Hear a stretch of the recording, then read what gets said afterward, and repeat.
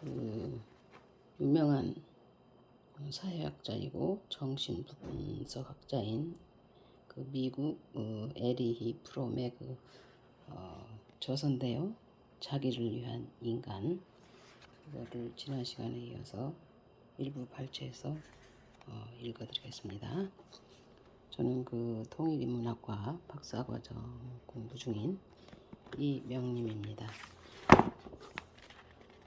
인본주의적 윤리의 전통. 전통적으로 인본주의적 윤리학에서는 인간에 대한 지식이 규범과 가치를 결정하는 기초가 된다는 의견이 주를 이루었다. 따라서 여기에서 개략적으로 살펴보려는 대표적인 사상가들, 즉 아리스토텔레스와 스피노자와 존 듀이의 윤리에 관한 논문들은 심리학에 대한 논문이기도 하다. 그렇다고 여기에서 인본주의적 윤리의 역사를 되짚어보려는 것은 아니다. 다만 인본주의적 윤리학을 대표하는 몇몇 학자의 이론을 통해 인본주의적 윤리의 기본 원칙을 설명해 보려는 것이다. 아리스토텔레스의 이론에서 윤리학은 인간 과학의 토대 위에 세워진 것이다. 심리학이 인간의 본성을 탐구하는 학문이므로 윤리학은 응용 심리학이 된다. 정치를 연구하는 학자와 마찬가지로 윤리를 연구하는 학자도 어떤 식으로든 영혼에 대해 많은 것을 알아야 한다. 눈이나 몸 전체를 치료하려는 사람이 눈이나 몸에 대해 알아야 하는 것과 다를 바가 없다. 하지만 의사들 중에서 가장 많은 것을 배운 의사조차 몸에 대해 더 많은 것을 알아내려고 많은 노력을 기울이고 있는 실정이다. 인간의 본성으로부터 아리스토텔레스는 미덕은 곧 행위라는 규범을 출연해냈다. 여기에서 행위는 인간에게만 존재하는 능력과 기능의 행사를 뜻한다. 인간이 추구하는 행복은 행위, 즉 능력과 기능을 행사한 결과로 얻는 것이지 정적인 소유물이나 편안한 마음 상태를 뜻하는 게 아니다. 아리스토텔레스는 행위라는 개념을 설명하려고 올림피아 경기를 비유로 들었다. 올림피아 경기에서 그렇듯이 가장 아름다운 사람이나 가장 강한 사람이 월계관을 쓰는 게 아니다. 경쟁하는 사람들 중 승리자가 있기 마련이므로 경쟁하는 사람들이 월계관을 차지한다. 따라서 행동하는 사람이 승리하며 삶에서 고결하고 선한 일을 올바로 이루어낸다. 자유롭고 합리적이며 활동적이고 사색하는 사람이 선한 사람이며 따라서 행복한 사람이다. 이때 우리는 인간 중심적이고 인본주의적이며 인간의 본성과 기능에 대한 깊은 이해를 바탕으로 추론해낼 수 있는 객관적인 가치를 제시하게 된다.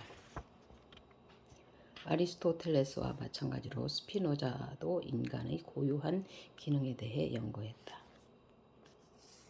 먼저 스피노자는 자연계에 존재하는 온갖 것의 고유한 기능과 목적에 대해 고찰한 후 모든 것이 그 자체로 존재하는 한 원래의 모습을 유지하려고 한다라는 결론을 내놓았다.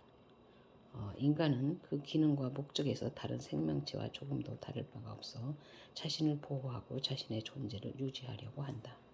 스피노자가 이렇게 찾아낸 미덕의 개념은 일반적인 규범을 인간이란 존재에 적용하는 것에 불과하다. 미덕의 원칙을 절대적으로 따르는 행동은 이성이 우리에게 이익이 되는 것을 추구할 것이라는 믿음으로 이성의 지시대로 행동하고 살아가며 우리 존재를 보호하는 행위에 불과하다. 궁극적으로 이성의 지시에 따른 행동과 삶과 보존은 똑같은 것을 뜻한다. 스피노자는 우리 존재의 보호 혹은 보존을 잠재력을 발휘하는 존재로 성장하는 것이라고 생각했다. 이런 해석은 모든 생명체에 그대로 적용된다. 예컨대 스피노자는 말의 관점에서는 벌레로 변하는 것이나 인간으로 변하는 것이나 똑같은 정도로 자신을 파괴하는 것이다 라고 말했다. 그의 논리에 따르면 인간의 관점에서는 말로 변하는 경우나 천사로 변하는 경우나 똑같은 정도로 자신을 파괴해야 한다고 말할 수 있을 것이다. 미덕은 각 생명체가 고유한 잠재력을 펼쳐 보이는 상태이며 인간의 경우에는 인간이 가장 인간다운 상태가 된다. 이로써 스피노자는 선을 신이 우리에게 설정해 놓은 인간 본성의 모델에 점점 가까이 접근해 갈 수 있는 수단이라고 확신하는 모든 것이라 이해했고, 악을 우리가 그 모델에 다가가는 걸 방해하는 것이 분명한 모든 것으로 이해했다. 따라서 미덕은 인간 본성에 대한 깨달음과 같은 것이며, 인간 과학은 윤리학이 기초를 두기에 충분한 이론 과학이 된다. 인간에게 진정한 자아가 되기 위해 어떻게 행동해야 하고 궁극적으로 무엇이 좋은 것인지 가르쳐 주는 것은 이성이지만, 미덕을 성취하려면 자신에게 주어진 힘을 능동적으로 사용해야 한다. 따라서 성적 능력은 미덕이지만 성적 불능은 악덕과 같은 것이다. 행복은 그 자체로 목표가 아니라 성적 능력이 향상될 때 동반되는 심리적 상태다. 한편 성적 불능에는 우울한 기분이 뒤따른다. 성적 능력과 성적 불능의 차이는 인간과 관련된 모든 유형의 힘에 적용된다. 예컨대 가치 판단은 인간과 인간의 관심사에만 적용된다. 하지만 이런 가치 판단은 단순히 개개인의 좋고 싫음에 대한 선언이 아니다. 인간의 속성은 인간이란 종에 내재된 것이어서 모든 인간에게 공통된 특성이기 때문이다. 스피노자가 말한 윤리의 객관적 특징은 인간 본성의 모델의 객관성에 기초를 두고 있다.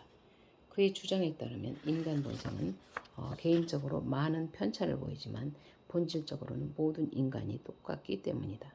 스피노자는 권위주의적 윤리를 극렬히 반대한다.